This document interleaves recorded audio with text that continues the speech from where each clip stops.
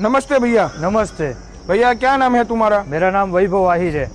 और वैभव भाई आपका डेयरी फार्म का नाम क्या है? Krishna dairy farm Bhavnagar Gujarat.